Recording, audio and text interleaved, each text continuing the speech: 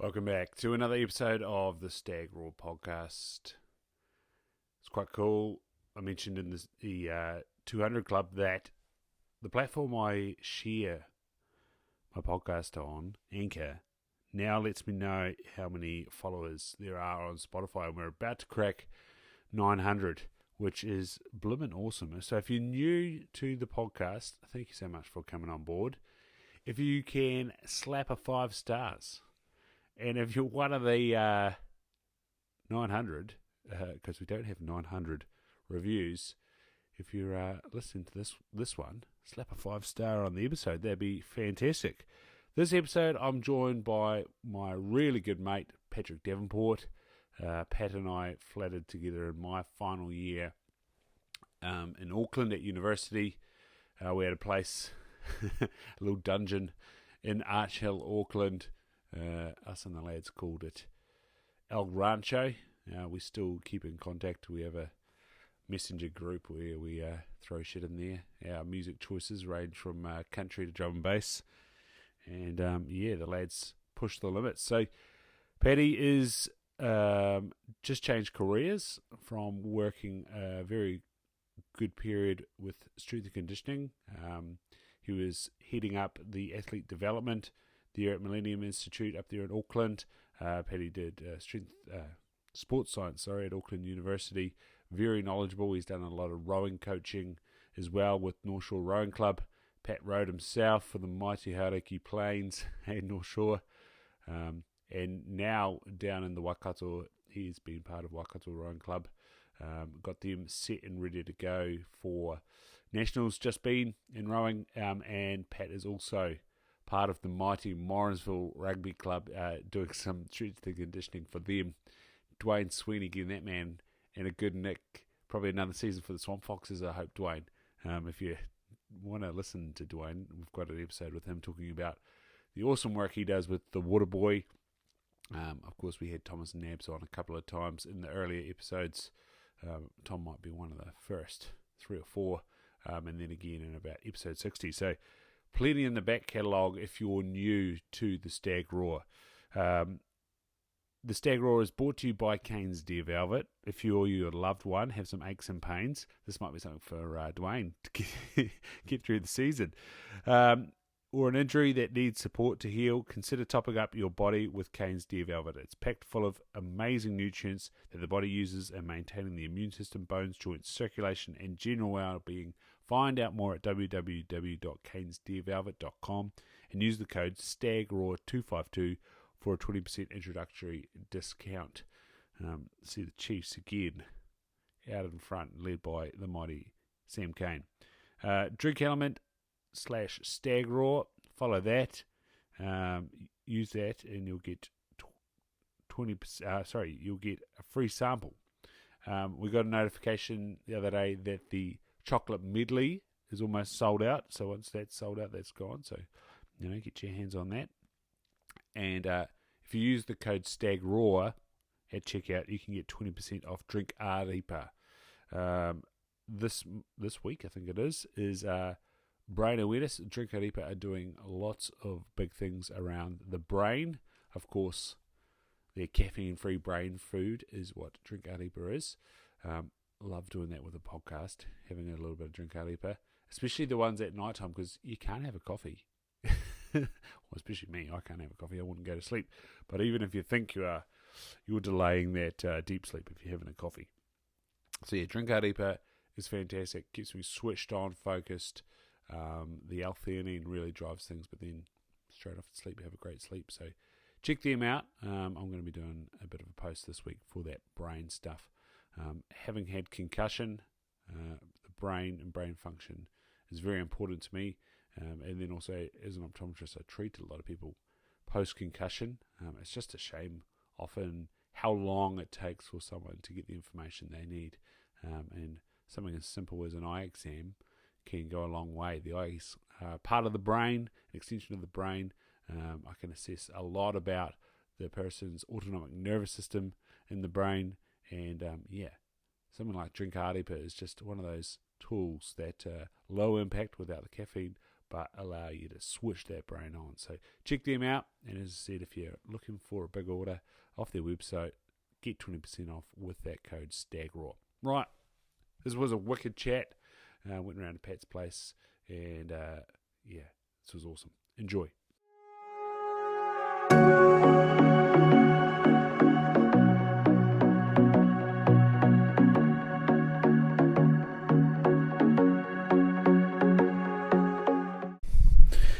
Patty Devon. Beautiful. AKA Pat Trains. AKA Pat Trains. Have you had this feedback about your Instagram handle? What's that? that? This is what we were just talking about before, that it could be Pat Trains. Oh, no. No.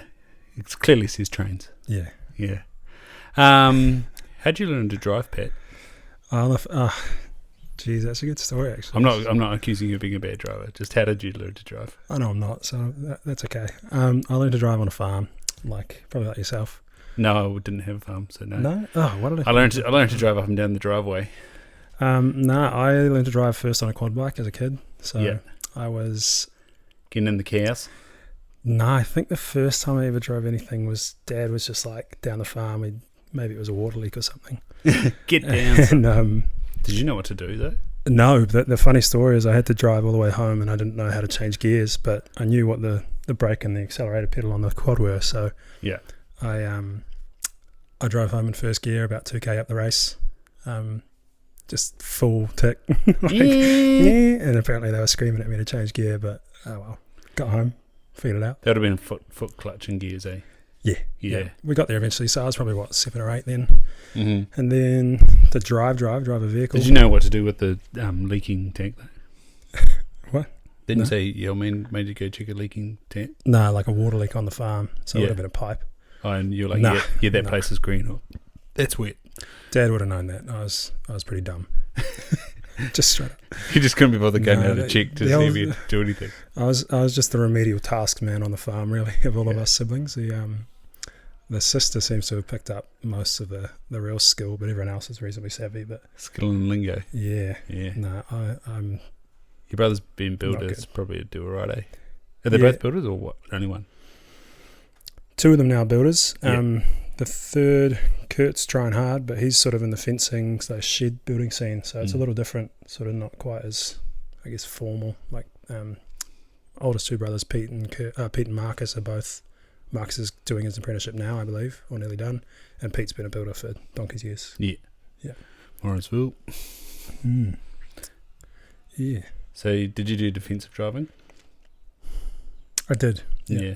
The reason why I say this is that piece of road just around the corner there, mate, is fucking shocking. Oh, yeah. Isn't it just? Did you read the road code that you merge like a zip? See, I don't think that part of the road code's in the Waikato road code. Oh, that's not in... Taupo's part of Waikato too. Yeah, no one here knows how to merge like a zip. I don't think roundabouts are in the Cambridge road code either, despite the fact there's fucking thousands of them. As someone who's lived in Auckland and Cambridge, I can convincingly say that drivers are worse here than Auckland. At least in Auckland, they're assertive. Yeah. They might piss you off, but when they make a move, they make a move. Cambridge. That right there, I think, is why I am real confident in merging like a zip, because we had this overbridge in Invercargill that used to be 2 lanes, and then on heading out to where I'm from, Ototara, and to the airport, in fact, they decided that they were going to chuck a cycle lane on the bridge, so then that narrowed it down to 1 lane, but they already... Have you been to Invercargill before? No, never. Widest streets in the nation. Anyway, so not a lot else there. Yeah, not a lot. There's a lot of space. It's a big flat area. They can do what they want.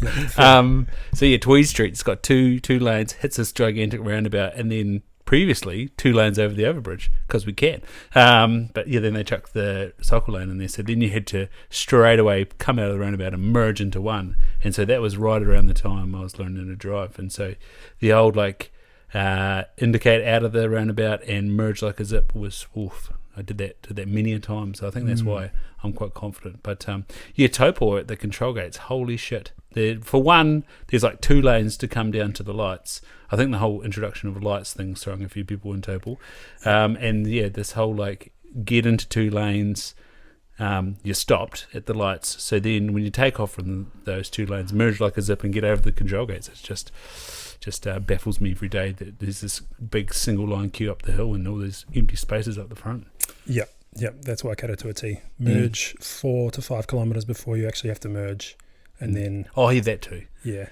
The other thing down south of here is the Absolute Hero, and usually a Ford Ranger that's labelled with the company's building company on it. So, I think you can drive and know what to do, so you're not putting the company to shame. But yeah, these guys they think they're a hero and straddle the centre line. I'm like, you're not helping anybody. You are the problem. Yeah, one of the guys at work actually, he saw someone that he knew from his old job do that. Got pissed off at him, gave him a call, and said, "Mate, pull your fucking head in. You're not helping." And the guy thought he was, but Rich explained to him that you're not helping. You're defeating the purpose of these lanes here. Like, figure it out. Yeah, and the merge 4Ks before you have to. Like, yeah, the whole merge sign's up there. It's 2x2. Just keep going.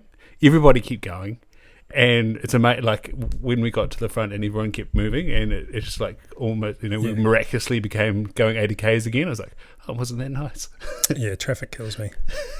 I just can't deal. Yeah, I witnessed that shithole of a road every Sunday. Well, no, most Sundays, and like I checked before I came, and it said there was an hour, and so that road was safe, but it just had this thin red line, and it was mounting up. Yep. Because old Iron Man has been on down the way. Beautiful. Some psychos down there. Psychos. Good shit. Simon Cochrane in particular, you are a psycho. Ooh. So 100 miler 2 weeks ago. Where is he? No way. 6th place. He still managed to do, oh my God, Simon, you're a freak. 2:56 on his marathon. I just don't understand. What is he? 4.5, 4:37 on his bike and 50-minute swim. And that was after he told me on Tuesday that he was not too nice in the ribs and that he hadn't really swum in a while. But the physio sorted him out clearly. Yeah, different beast, eh? Yeah, and he came in 6th. What's the total time? Total, I think he went over 8. Yeah, 8.5. Still, under 9. So holy. 2 winners were sub 8. Mike Phillips, 7:56. 48-minute swim, 4:15 bike, 2:47 marathon. And then Braden Curry, he did 4:18 on the bike. 48-minute swim. Oh, yeah, they came out together. Oh, he actually came out first. And 2:47.49 in the run. So he was 13 seconds down. He got cramp on that run, which was a bit of a bugger for him. So didn't defend the title. Yeah. And who else was there? Oh gosh, I've really got myself into a rigmarole here. Let's do that. 20. You're missing the ladies. Yeah, I'll get there. Totaling a local. Yeah. Hannah Wells. I don't think that's her. Yeah, that's right. She's Berry now. She's Berry, Hannah Berry. Got second. Had a nice fangirl photo with her on Friday.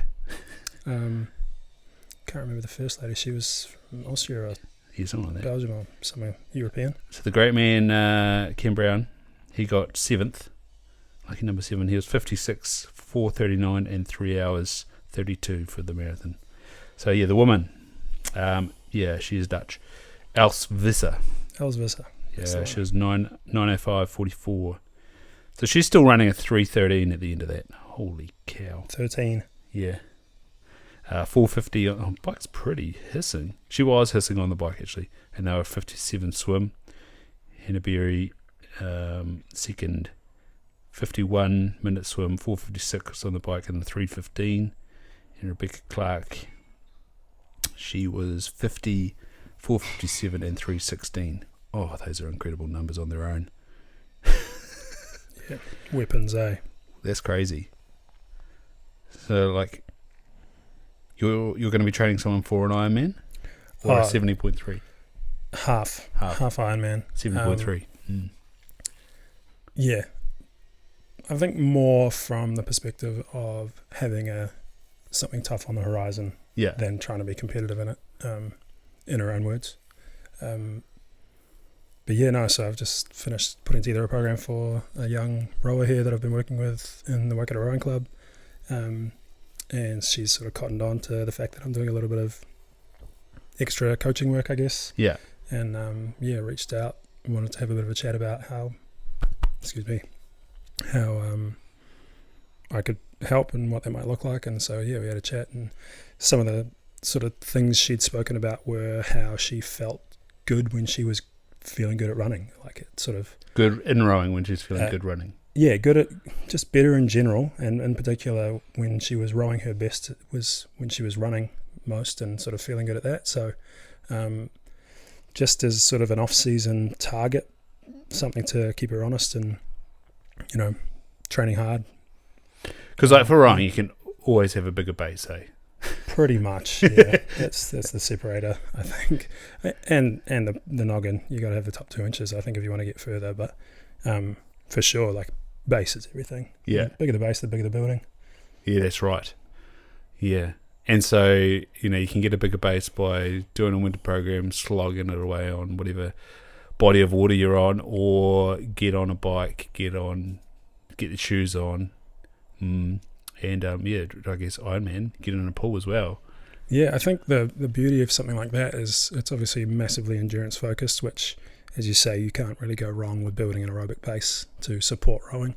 But the fact that it is different, so, you know, this girl's probably been rowing 7, maybe 8 years by the time she hits this season. So having something that's mechanically really different, I think, is like quite cool for her. So Yeah, hard out. Target things that maybe she hasn't really been, you know, stressing herself with in the past, and so there's probably some useful adaptation in that will only Has she achieved any teams? Benefit. Say again? Has she achieved any teams? She was in Trans-Tasman, so pretty young. I think she was a bit disappointed not to so get is that with uni? Yep, uni. Yeah. I think she got an under-18 trial, but potentially COVID got in the way of anything there happening, and then just missed out on 21s this year, and that was her last year of eligibility. So she's sort of having a bit of a recoup around what does the next few years look like. My next target would be under 23s. That's obviously a pretty hearty standard. Because like 23 crews can go into world champs and win, eh? Or rowers from... Every now and then, yeah. Yeah. It's rare that they get sent, but yeah, sometimes the standard at 23 level is pretty epic. Yeah. Ooh. Yeah. I think it was actually the Kiwi girls under 23, Kelsey Bevan, shout out Jed and Kels. Their under 23 4 got sent to world champs one year, broke the world record in the 4. I think that was Kerry Gala, potentially Grace as well, I'm not sure, but yeah, it was a pretty solid pedigree of lady in that boat, and they then obviously went on to do awesome things, but as under 23s came in first international open age or open event world record. How's the mindset at that? Like, what are the now? Like 18s, 19s, no, 18s, 21s, and so 18s the juniors, is it? Yeah. I think it's technically under 19s, but in New Zealand they are rowers that have just finished their under 18 season. Yeah. So juniors, 21s, 23s, and then elites open. And now you basically got to make a squad. Now? Yeah. Sorry? Now there's no RPC. Yeah, it's. I think that's a bit of an evolution.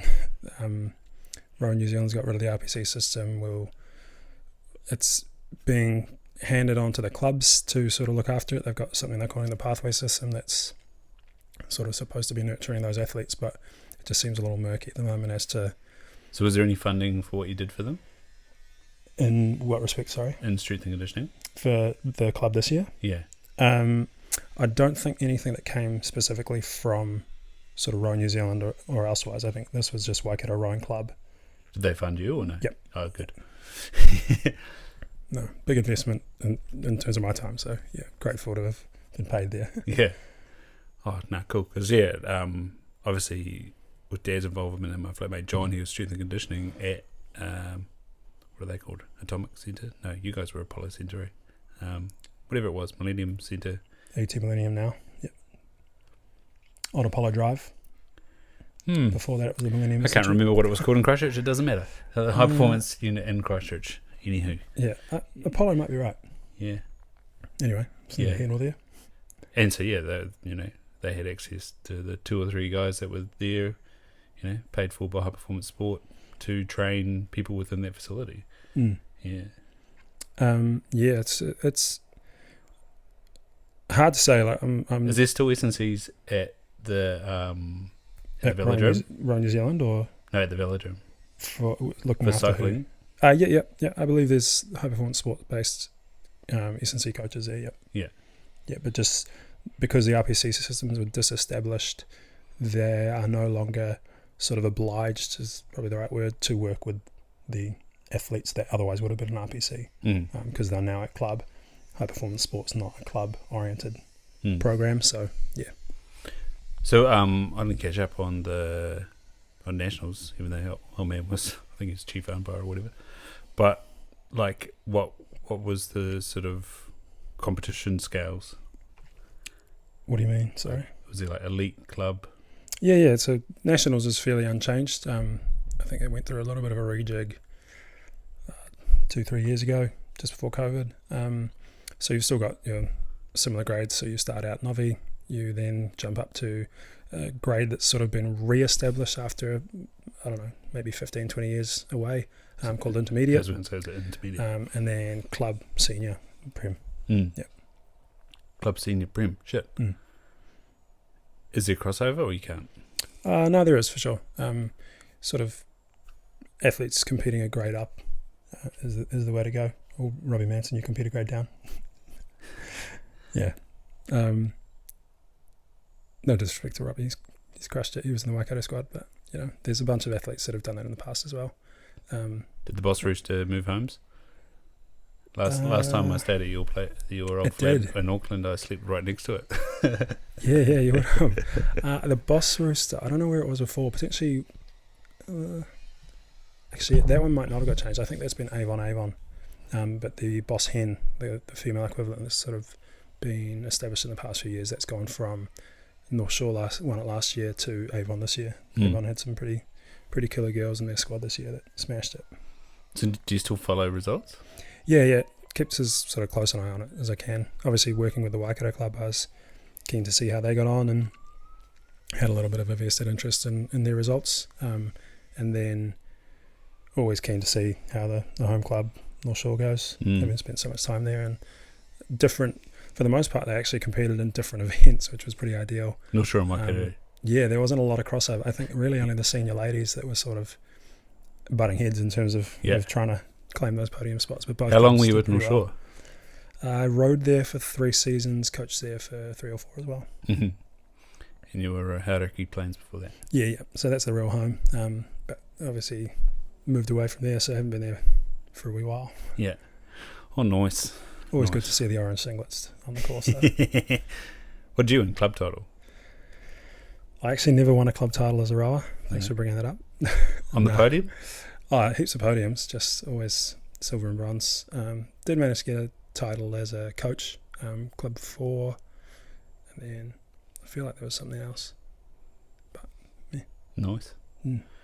Do you miss being in the coach boat, or is this a much better happy medium?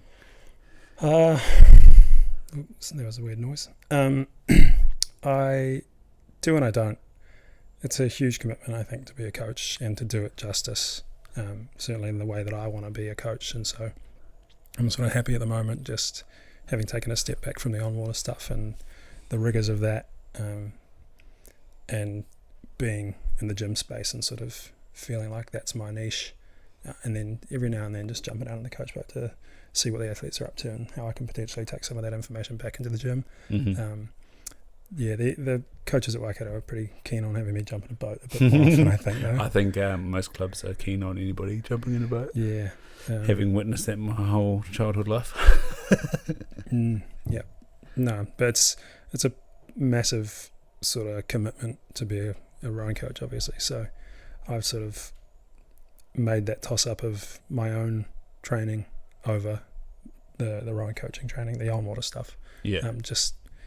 Not very flexible, the old on-water. So maybe I can fit a little bit of it coming into this season.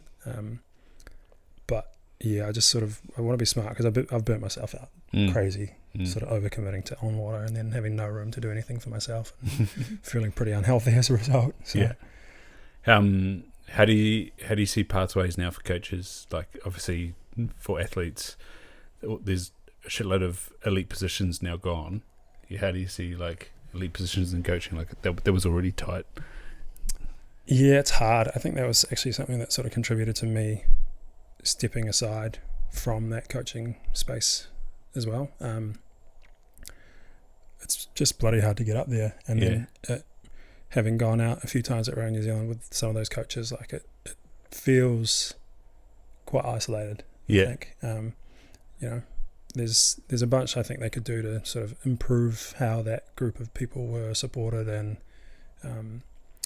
probably for me, just based on my sort of preferences as how I would like to see a team or a coaching group work there. Like I'd want it to be a team-oriented coaching approach, not just sort of As in your here's your programs for your crews. yeah, here's your crew, you go look after them, and then sort of that's it. That's kind of the perception I And had. then the results got to speak for themselves. Yeah. So it just seemed pretty cutthroat, which naturally it's going to be. But yeah, like I think I sort of struggled to see the appeal of it for a little bit there. I think part of that was just having been burnt out so much. Just really, past couple of seasons that I did coach, 2 or 3 years ago now. Just I got past that threshold of like, okay, there's other things I want to do, and this might not necessarily be worth it for me at this time. Knowing that I can always come back to it, and that I'm not necessarily out of the sport. But yeah, it's a tough ladder to climb. I think a bunch of good coaches fighting hard to have very few spots, and not really people leaving at the top end of it. A handful, but sort of pretty quickly. Yeah, I New suppose people going into it. they've been through that journey, and now they're at the top. Like, why would you give it away? Yeah, just tough old space in New Zealand. When you were competing, did you have that belief to be at sort of the top level? I want to be careful to state this right. I think I sort of did in a way, but I never ever had anyone sort of help me understand where I was at in the playing field. Yeah. And so I had sort of, at best we'll call it loose aspirations to potentially climb the ladder, but I never really tried to act hard on it because I always felt like, or I perceived wrongly, that I was way behind the 8 ball. Yeah. Just because I was, as far as a rower goes, I was a bit shorter, and didn't necessarily pull big numbers on an erg, but like realistically, when I look back, I was absolutely competitive enough to be able to potentially jump into like the RPCS system, or go from there into the next like echelon of sport, potentially of the sport. But yeah, I just sort of never pushed the envelope. What do you think you're like?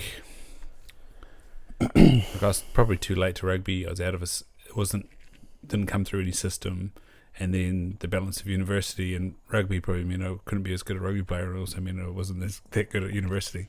Do you sort of have a similar, like, you split yourself like a bit thinly on one or the other? No, I think there's exceptions to that rule as well. Yeah, like Ben O'Keefe, man, that dude's international level referee and fucking doctor. Yeah, I never really felt like that pressure that I had to make a decision between uni and rowing. I think when I got to the junction of getting from uni to work, and then work and rowing, that was sort of one that I was like, okay, how do you balance that? Yeah, that's a tougher one.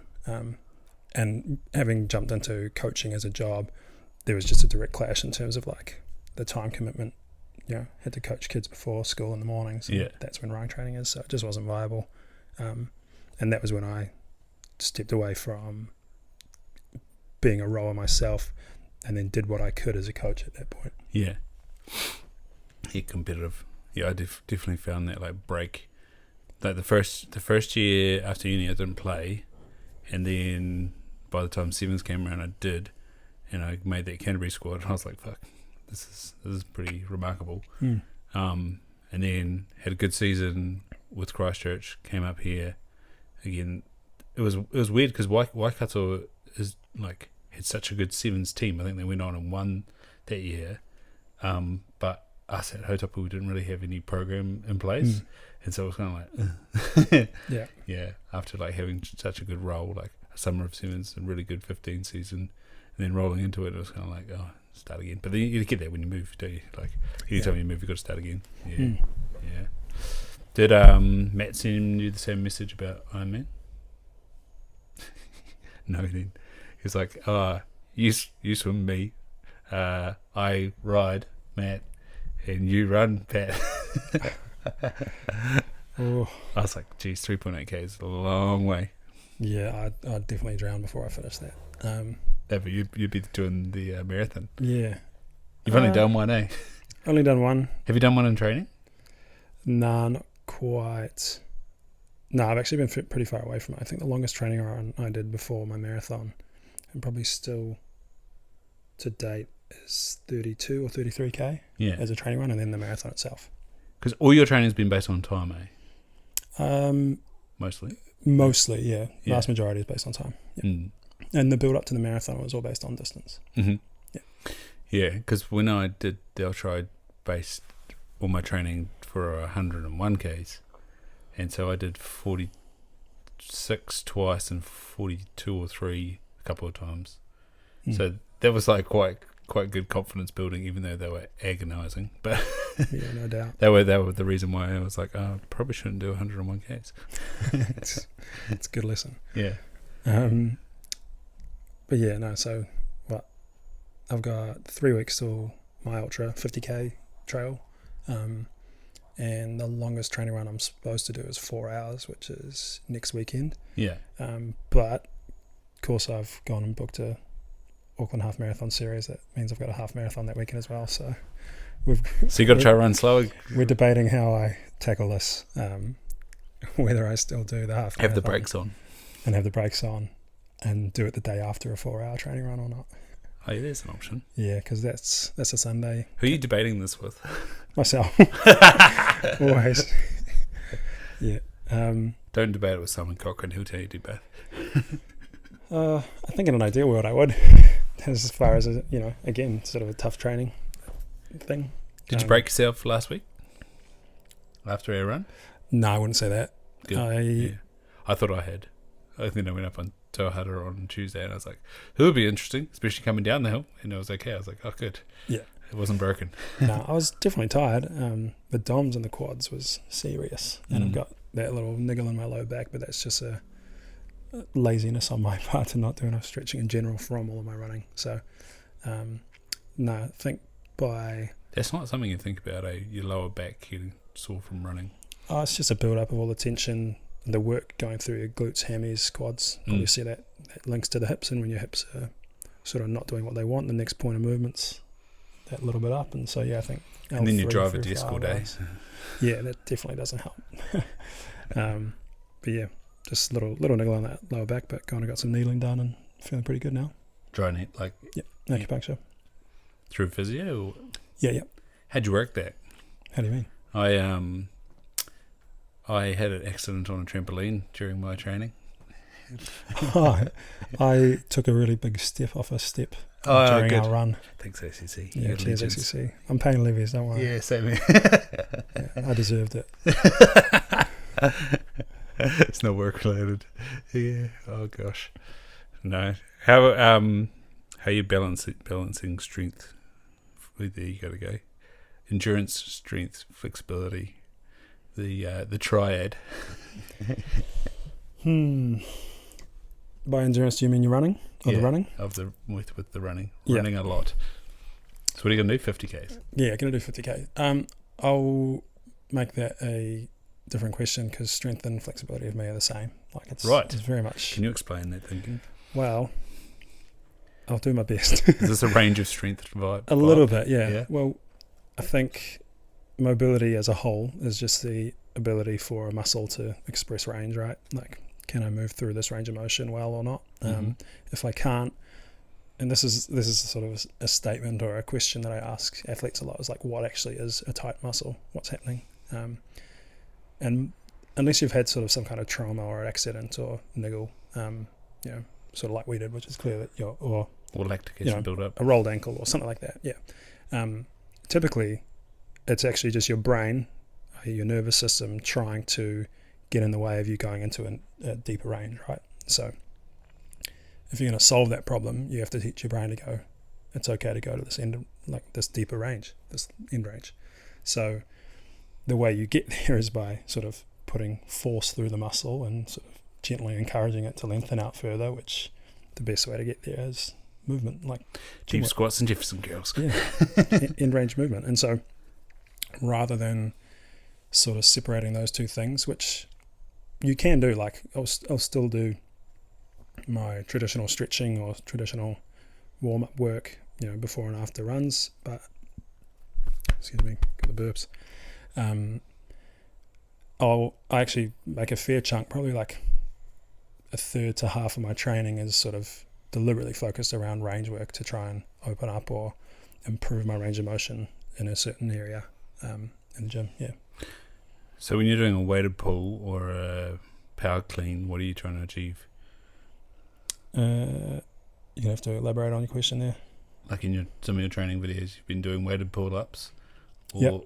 and then power clean sessions. What are those two movements in innate of? So that's kind of go back to your first question around like how am I balancing it. I think sort of the top-down thought process there is the gym at the moment is there to complement what I'm doing in the running.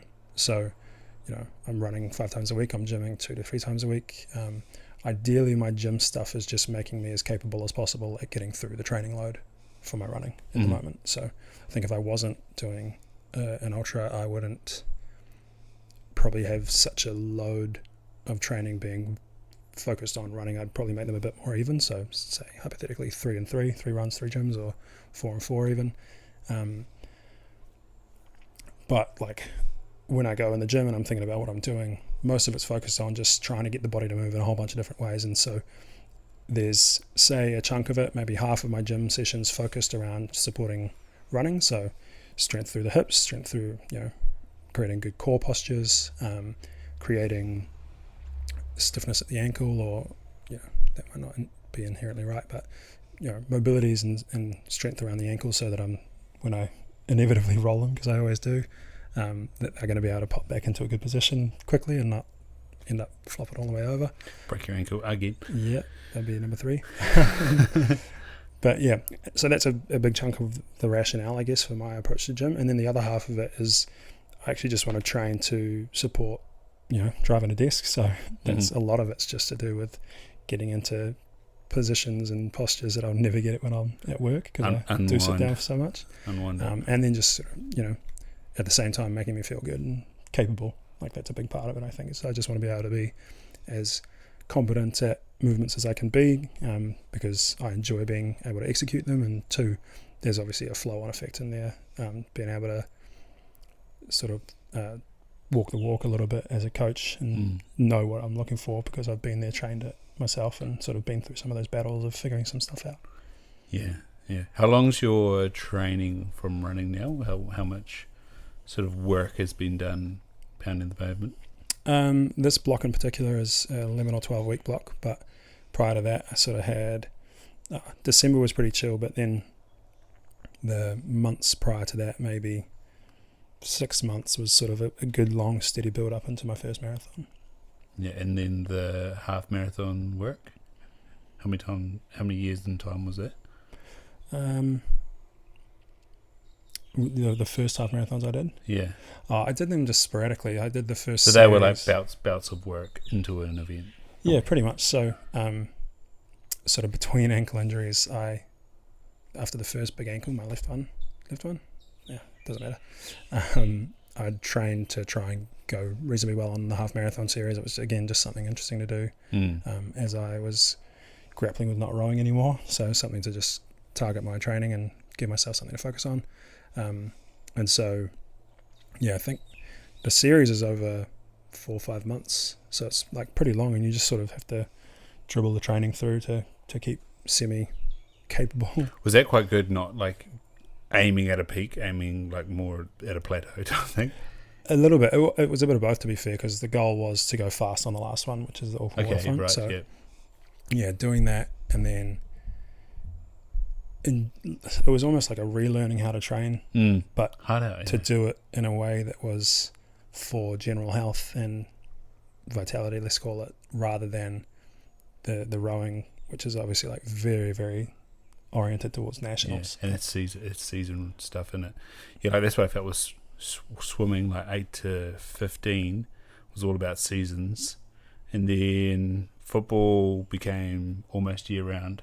So it was like club and school over winter, and then representative through the summer, and then I'd probably have the start of the year off, and then water polo. That was pretty tight season. That was mostly start of summer and through winter for schools, and then once I started playing rugby, I started doing 15 sevens, and then it became like a sort of year-round thing, like pre-season start end of January, and we would have finished our last tournament at the Mount at anniversary weekend, and so I became like quite, had a high level of training, which is like what sort of you get an elite level is like you don't even your not off season is quite active.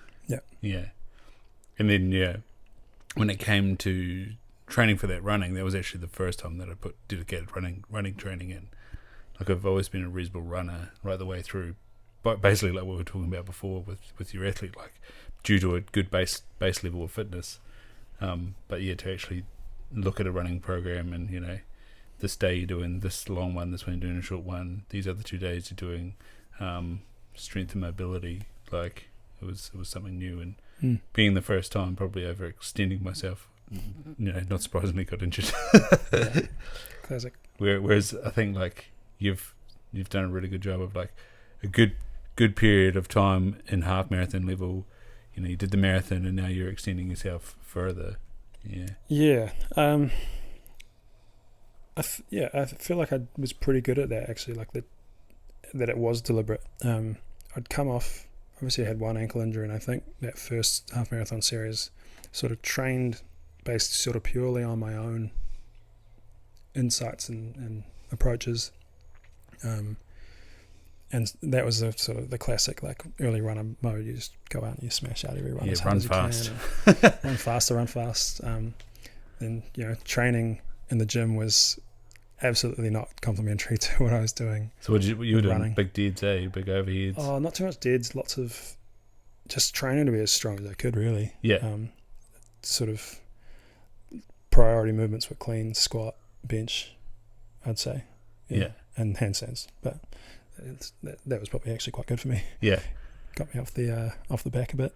I that was a weird thing with running. Again, going back to what you've been doing in the gym this period, is like working on that core stability. I found with running, I'd go and do a pull-up, and I did like my first muscle-ups all of a sudden, and I was like, I said to the guy at the gym, why can I do these movements really efficiently all of a sudden? He said, what are you doing? I was like, like running long Ks. And he said, think about how much rigidity you're applying through your core, and then now you're able to transfer that power from your hands in the bar through and up. And I was like, that makes sense. Yep. Yeah. No, goes to show that there's some value to running that's not necessarily like mainstream. I forgot. Just how you've built up the training loads. That's right. So had that first sort of experience of trying to get through that half marathon series and did not too badly, I think. But then around that second injury, I smashed the ankle pretty good. Is there anything free in there, or it healed? All healed? There's not a lot of ligaments left. Oh shit!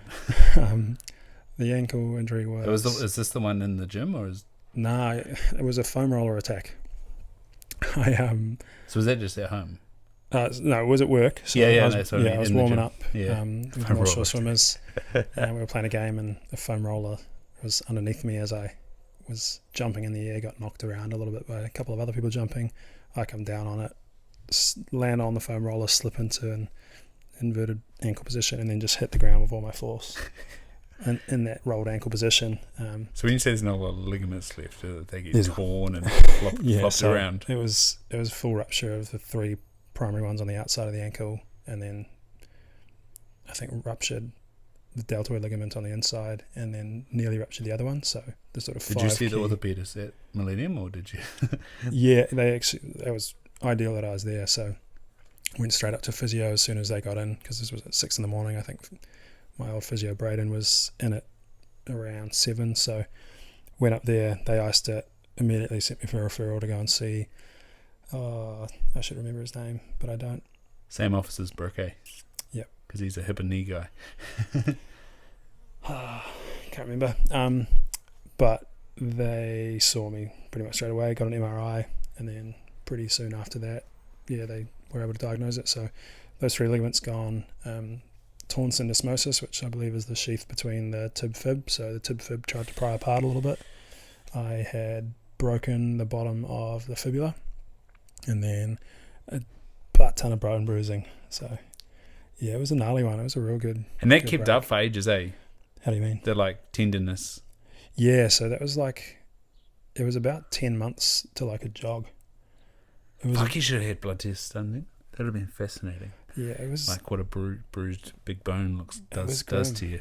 Did you get sick much or anything like that? Nah. It was just really, really prone to like re-swelling, and it took forever to get any mobility gains out of it. We worked pretty hard. I was on the game ready, icing it and compressing it like twice a week for the first. Did you just have those 4 lying around months. the office? No, our office was right next door to my physio when I was working at Millennium. And they had game ready. They had a game ready, so yeah, I was spending a little bit of dollars over there trying to get the ankle to work again. So what was that supposed to do? It's giving you compression and release and cooling? Or? Yeah. I'm not. Flatmate Courts in a room probably knows a bit more, but I think it's sort of to do compression and minimizing the swelling as much as possible, and supporting like the rehab process a little bit. Yeah, I actually don't know, but my physio said it was good, so I was doing it. You were taking their advice. Good boy. But we'd do it in conjunction with some sort of MOBs, some manual therapy, and it seemed to, when I would go and do the game ready, then do the MOBs, it would be like sort of the most responsive. I'd get sort of the gains out of it then in terms of some range of motion. So that was pretty ideal.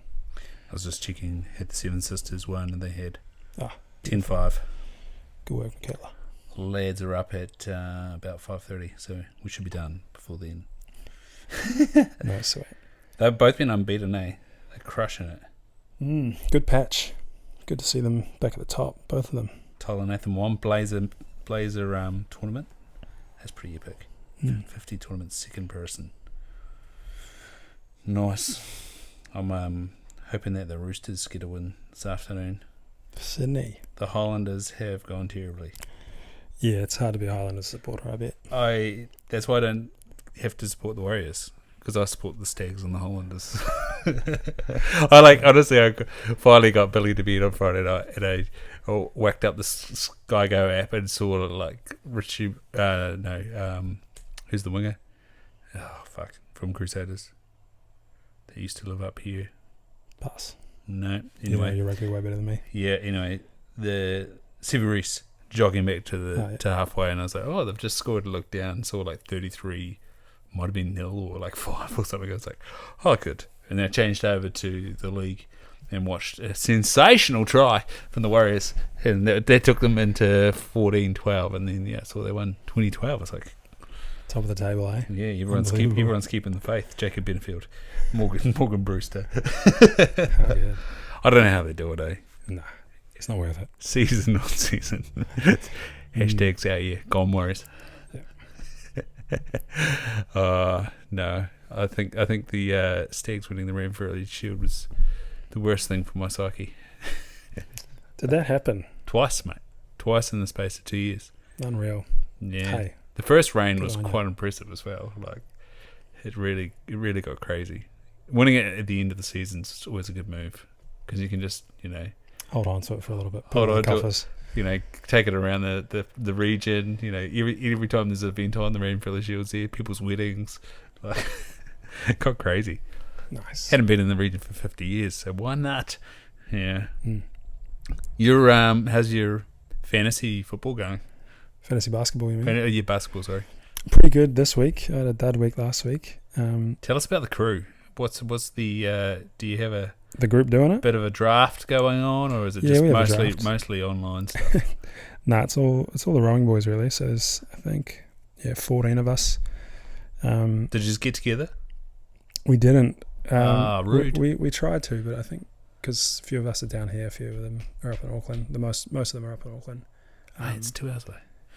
Yeah, but I think there was actually a clash with some kind of party for most of the boys. Anyway, the draft happened while I was driving back from Auckland after a half marathon, so my first pick was woeful because it was automated. Really go beer, you need to wake up and play some bit of basketball, just for the record. Anyway. Him being your first pick, what does that mean in terms of points? It was a bad first pick because he'd been traded to a team where he was not going to be a ball handler, really. And so have you allocated some sort of virtual funds for this sort of stuff? How does it sort of work? It's all. I know nothing about fantasy, mate. It's a time waster. Of course, but it's an opportunity to talk crap about it. Yes. Basketball with the boys. It's a way to connect. It's good. But yeah, there's $20 each on it, so I think I've got some kind of system. I don't really pay attention to it, but so you're it's all just relative to the actual fiat amount, but So your first pick allocates the most money, or what was? No. Sorry, the picks are nothing to do with it. We actually did a like ping pong ball out of the hat to get the pick order, and then essentially you go through the season. So we all then pick based on that order. We pick our team. You go through all the rounds of the draft. So you literally just pick one after the other in like a reverse snake order, and then for let's say 16 or 20 weeks of the year while the basketball's going on, our players earn points based on how well they play in the game, and so we got to swap, trade, pick up new players to try and make our team score the most points, and then. But how do you make sure you just haven't like picked a whole bunch of all-stars? Like, well, that's the goal. You want to. Yeah. Okay. Yeah. Of course, but surely there's ways that someone can't go and do that. If someone has selected a player, nobody else can get them? Yes. Okay. Yeah. And so that's the order, right? So you pick one at a time, and so there's 14 of us, so we had picks 1 through 14. Yeah. And so as a player's picked, they're gone. Right. And so the next best player's available. And so then it reverses. So player number 14 picks There'll be again people 15. listening to this right going, you're fucking idiot, man. I'm like, I've got no idea. But anyway, long story short, it's just a way for us to have a bit of banter and a chat about basketball, and at the end of it, someone's going to win a bit of money. Did you like watching basketball before? Oh, hell yeah. I don't remember you watching basketball in the flat. We had Sky. I probably didn't. Stupidly. We always used to check in on the NFL. But. Yeah, I don't know. Pass on when I actually started to watch it intently. But yeah, it's just a fun game to watch. I don't know. Do you have an actual team? An actual team? Yeah. My favourite team is Warriors, yeah. Warriors. Just the main sort of time that I got into watching basketball probably was like the flat after you guys, which was Connor Burns and Angus McLean, some of the other sort of rowing boys. And we watched like that Warriors dynasty, I guess, unfold. So Steph Curry sort of revolutionising the 3-point game and smashing it. That was just... Team in halfway game. Yeah. So, yeah, that was it. I saw somebody the other day bitching about Steph Curry, like, when I played basketball, it was in the lane, it was all about the brutality and, driving and knocking people over and getting punched in the head and people losing teeth and starting scraps, whereas Steph Curry's just like out of halfway. I think that's what's so cool. Launch it. Yeah, he's sort of made basketball like an option for people that aren't just physical specimens. I'm sure if we stood beside him, we'd feel like Punier. He's 6'3". Yeah. Fuck. Probably only like 80 kilo. Oh yeah. So he's pretty lean. We could outbox him. Maybe. But no, yeah. Despite how he does small have good he looks footwear on screen, though, so that'd be quite. I don't know if you could outbox him. He'd make a great winger. But yeah, no, it's just a fun game to watch as well. I think it's like one of the most sort of constantly back and forth games there is. Obviously, based on the way it's like the style of play and. I wonder if he'd be any good at AFL. No, he's got bad ankles. I don't think so. Not on that Aussie Ivy. We would break an ankle like you. Yeah. I saw Ian Jones, a wee clip with him the other day. They're like, Ian, you sort of straddled the professional area. Did anyone come at you with money? Was like there were people from France or Japan saying, Ian, would you like to come? He's like, me? Nah, he said, the only time I ever got offered a professional contract was we had a game in Melbourne. It's the Chopper. And Collingwood came up to me and said, come play. So I don't know if they were serious or what. I was just too focused on being an All Black. But that was the only time I was like, fuck yes, Ed Jones would have been an awesome he AFL could have been player. a great AFL player. Chuck him in the middle and just like get their hands up. Yeah, he knows how to jump. Yeah. Well, that was it. That too. That was the days before. Well, again, straddling of lifting. Like, just jump, mate. Yeah. Throw it in and jump. Camo, he's a good fella. Yeah. Did you ever meet him up north? Yeah, I just see him at Subway all the time. Not Yeah. up north, actually, at Millennium. He's a North Shore local, I think. Is that him that owns Piggins? No, that's old here at Rush. Yeah, no, he's a good rooster. Regular swimmer, I believe, at Millennium. Yeah, and I think he's doing that swim with Mike King.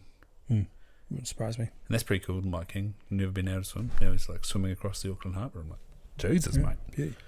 There's sharks in there. That's soft. Sharks are. No, the Auckland Sharks. Auckland Scared Sharks. in submission to too many boats. Yeah. Yeah, I'm bad enough trying to swim in the lake.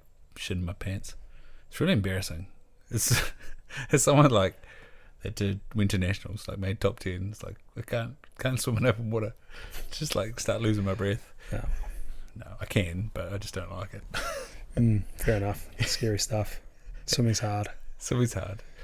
No, swimming's just boring. Yeah, fair. Actually, although the old cold water, like starting to get colder. I think it was 19 degrees for them there at the moment, but there's like this layer on top that's reasonably warm depending on how much the sun's been out, and then you'll hit cold patches as well, and so then that just like seizes up your muscles while you're trying to swim along. Oh, well. Not helped by often I also have just eaten lunch. Still good for you. Yeah. Bit of cold water. Didn't hurt you. Are you getting any cold water in, or just trying to get this humidity heat stuff going? Like in my routine, cold water immersion. Not enough. I shower cold after gym. So 2-3 cold showers a week. But I think what I'd aim for if I could, and I'm really keen to like get some kind of tank, or maybe I should just use a bath. I've been lazy, never run a bath in my adult life, I think. But Can recommend it. Yeah, it sounds like a pretty good protocol is to once a week have cold immersion for minimum 3 minutes up to the neck, and then 5 times a week or so, on weekdays, do cold showers for 30 seconds or more. And that's sort of a nice viable patch for me to get some of the health benefits. And how are you finding the infrared? Infrared better than I thought. Yeah. What were your reservations about the infrared? Obviously, it gets slanted off a little bit because none of the studies are done in infrared. But what were your sort of expectations of it, and like you say, better than you thought? I think I'd probably just swayed by old Andrew Huberman talking about how steam-based saunas were the gold standard, really. So I had some kind of beef with the infrared. bias. That was your bias. Just the bias, yeah. And I was, but sorry, outside of that, no. So far, so good. It gets you warmed up. So I imagine the heat shock side of it's still there. So what's your protocol? Me, just half hour. Yeah. Yeah. Oh, then that's good. Yeah. I was most of the time I was getting 25 minutes, and that was getting difficult in the dry sauna in Hastings. Yeah. This is just a little bit colder ideally than it.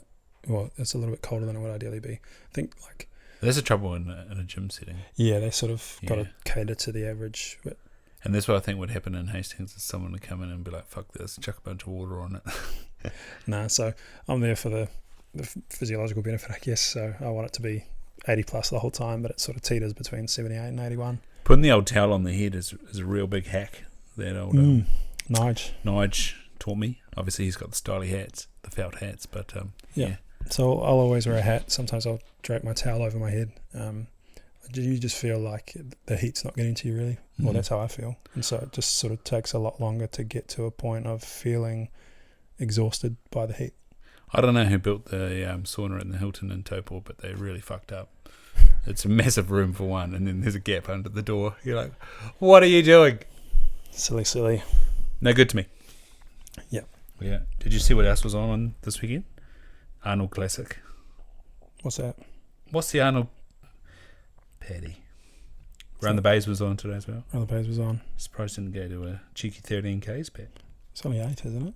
Is it only 8? No, 8.4, yeah. I thought it was 13. Here we go. So this chick, she's got this was the new world record. Then some people broke it. 651 pounds And a what? in a deadlift. Like they got those big Screw ass. that. That's 45 kg plates. I wouldn't know. This is unnecessary. It isn't.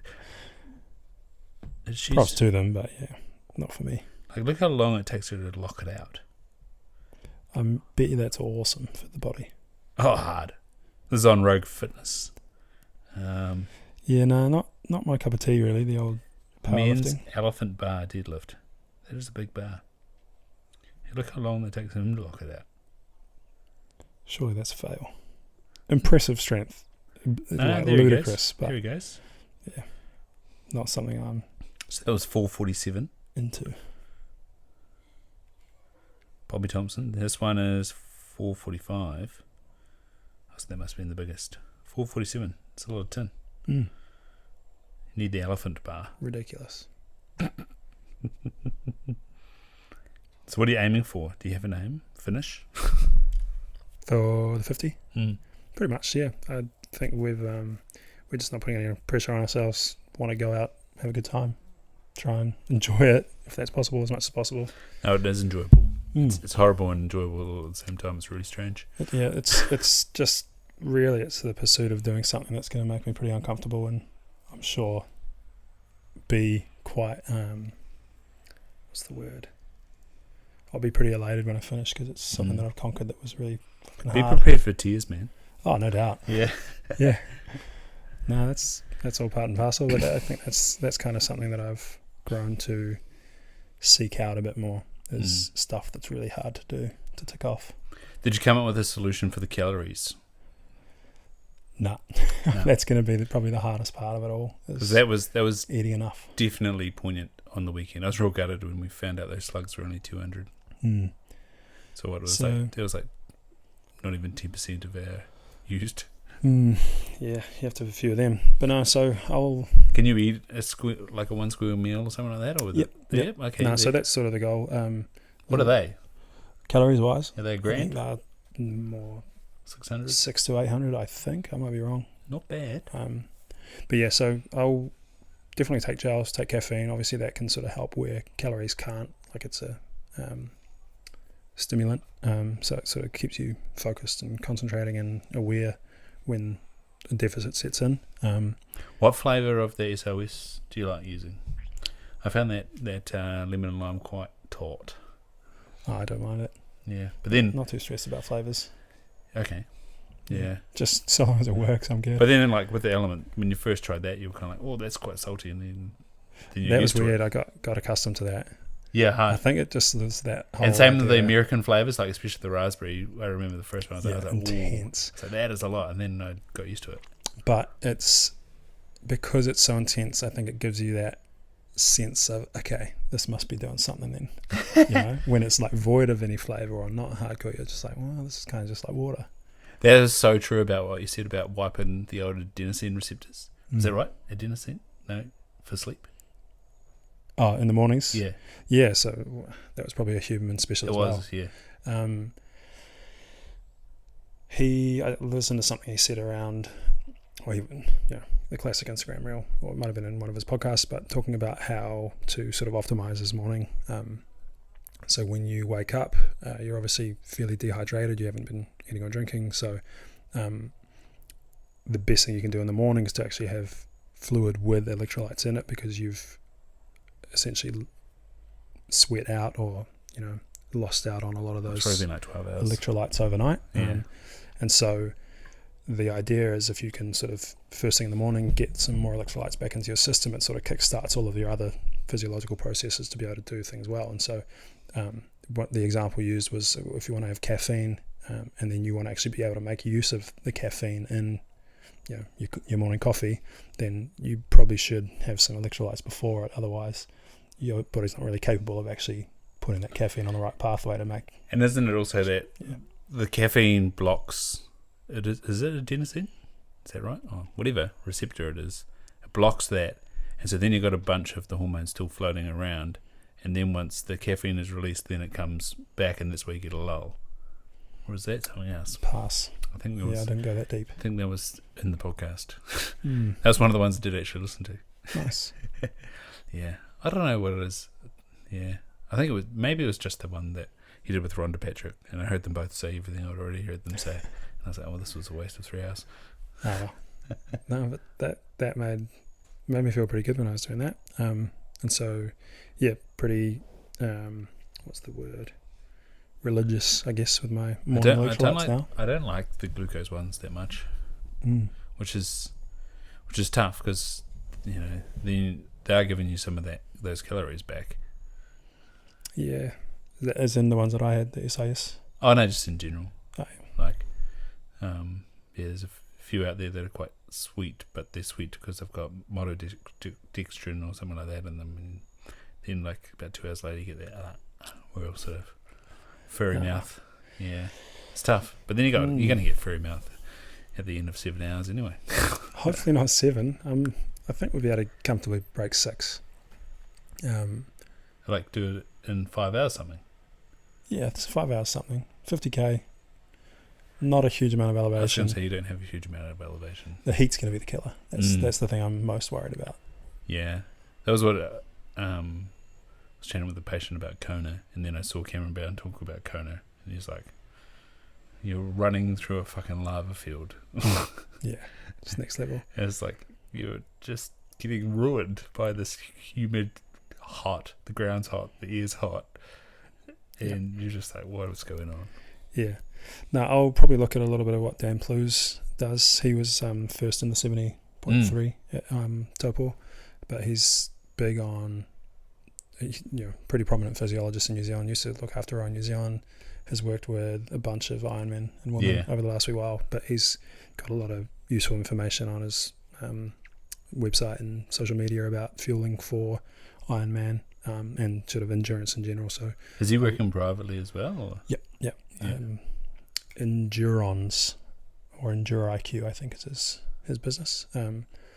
But yeah, so I'll look at some of his stuff, and then I used to work at Millennium, obviously, and then one of the ladies there has done over 200 marathons, so she was pretty forthcoming with some sort of tips and tricks. She said whole foods, like you're going to need them. It's such a long time. Like you want, even if it is something like a 1 square meal, like take it. It's calorie laden. It's something of substance rather than just the gel.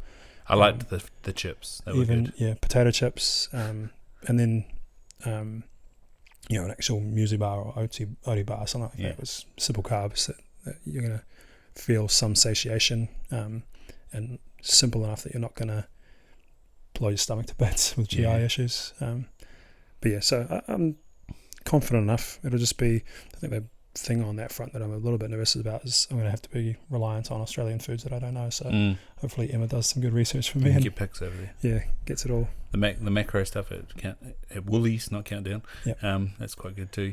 Yeah. But yeah, and saying all of that, like there's a lot of like for like if you go to Countdown. Yeah, I reckon I'll be okay. I've managed to get by in a lot of my training on a really low amount of like fueling in the training. Probably out of dumb luck. No, because I sort of have tended to have a little bit of being a bit scared of having GI distress during long runs. I'll just tend to stick to gels. Have you had that happen? Like, we're going to the toilet? No, never a code brown. Just some pretty close ones. I had it twice when I was training. One was like on a morning run. It was devastating as well because it was like I knew there was a toilet at the BMX track in Havelock, and that was kind of on my loop. And I started walking there, and I made it, and the fucking door was locked. And so then the other one was like 2Ks back into town, and it was just like the longest, most uncomfortable walk I've ever had in my life.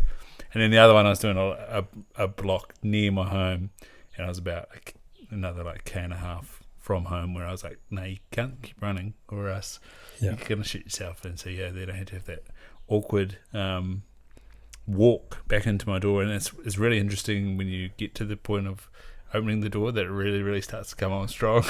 I like wonder what that is, eh? The waddle. The waddle. Yeah. Scary. That brain colon connection is like, oh, he's here now. Get ready to deploy. Anyway, It's not the first shit chat we've had on this podcast. for sure. Yeah. Oh no, it's good. It's good. Mm. Do you get many athletes just want to sweat? As in just want to work hard? Yeah. No, I wouldn't say that. Are athletes learning that you don't need to sweat every single fucking time? No, I also wouldn't say that. No, so. I think rather than sort of sweat every time, like there's definitely still a perception that like workouts need to be gut busting. Well, that's the problem. Workouts, you're training. Yeah, especially in layman, but I probably don't deal with layman's that much. Most of the people I have coached have been sort of younger athletes who are still learning to train, and so they're not necessarily on as rigid a programming kind of approach to training as that, or rowers for the most part, and so they tend to be a little bit savvier. They understand periodization a bit because rowing, you're training so much that you know most coaches are pretty good at having some kind of periodization, and so athletes will know some sessions need to be lighter, some sessions need to be heavier. Sometimes I can push myself, sometimes I can't. But yeah, it's still like in the gym space in particular, there's definitely times where I sort of am struggling to convey that. What do you call it? Someone's in the kitchen. My bad. Struggle to convey. Sorry, boss.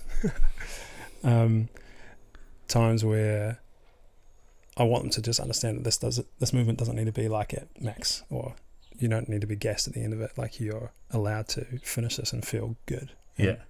Like light, you know, there was still value in it, despite it not causing you to sweat like crazy, or you know, you being sore at the end of the workout.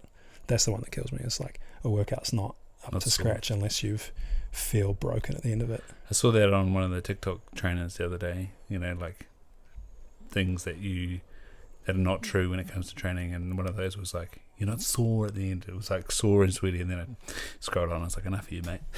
No, garbage. You're preaching to the converted. Yeah. Yeah. Righto, Patty. So Pat trains, not Pat's transitioning. Pat trains. Yep.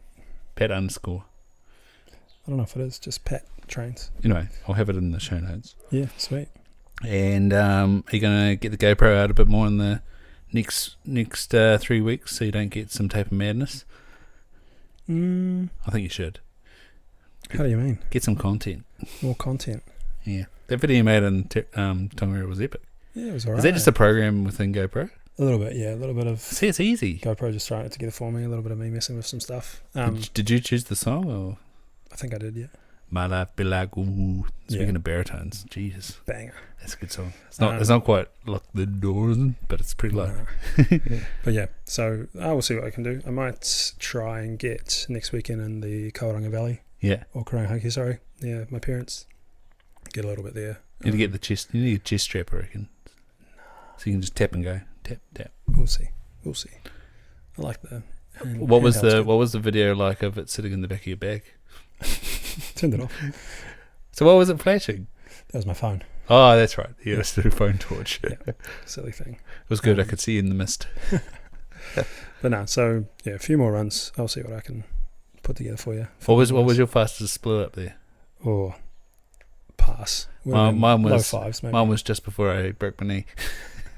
No, I fell over as well. That was I think it was a combination. So I slipped on that way. And then you're like, you're going pretty fast. I was like, yeah, it's good. No, it's not. You were going breakneck down there. I was like, I'm not keeping up with him. 5.58. It was so much fun. It was so much freedom. We had a vista. That was awesome. We were finally going downhill, and creaky knee. Oh, good. Now you learn your lesson. Yeah. Now I know. Yeah. Now I know. Take it easy. What's kept you in flow, Paddy? Hmm? What's kept you in flow? Do you have a mantra or a goal or a quote? Because I think ultra training sucks.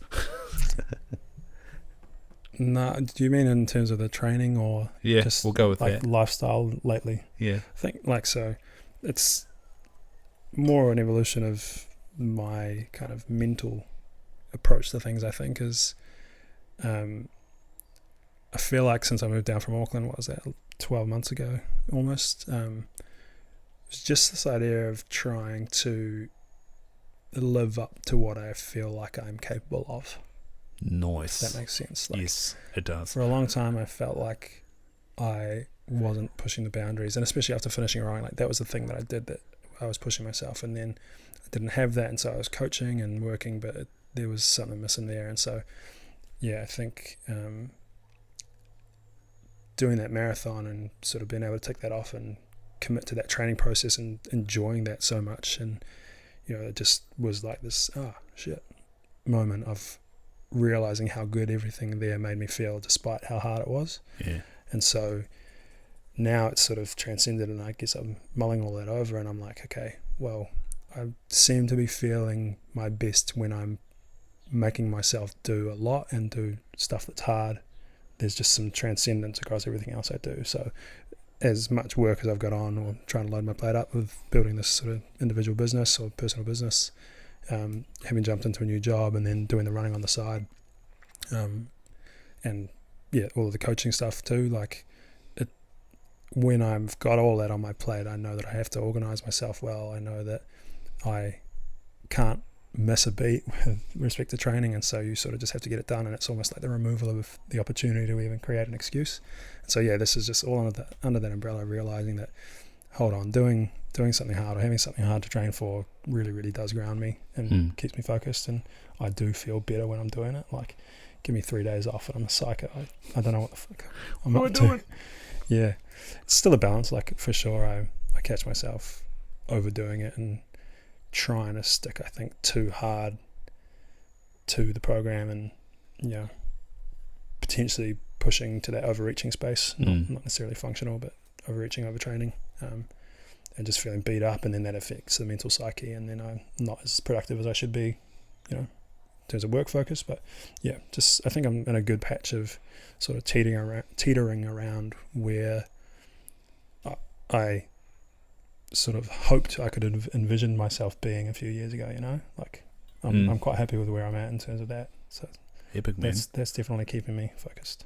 So you've got someone in the programming now. You've got the old minimum effective product happening. It's underway. It's working. Mm-hmm. So how do people check it out, get in contact, and get onboarded? Oh, obviously made the old Pat Trains account. Pat Trains. Yeah. But no, so I'm just starting to, I guess, build up a little bit more content and collateral. I've gotten some logos and stuff and starting to formalize it all. Created a Henry account. Yeah.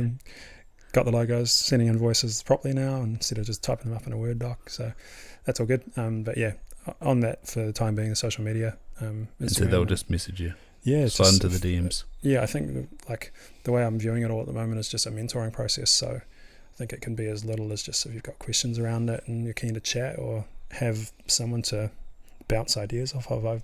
That's my greatest passion, I think, is just hypothesizing it, how you might tackle a scenario or a training plan. And so then if there's people that are keen to sort of get deeper into the weeds around how to actually go about doing the training and what it might look like, then just have a sit down or a call and get into it.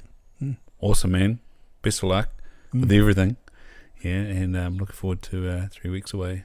Beauty. Seeing how it goes, bro. That'll be good. And then we have a crush it. good time up in mid-northern Queensland, Sunshine Coast. Noosa. Noosa. Yep. Epic, man. Cheers. Sure.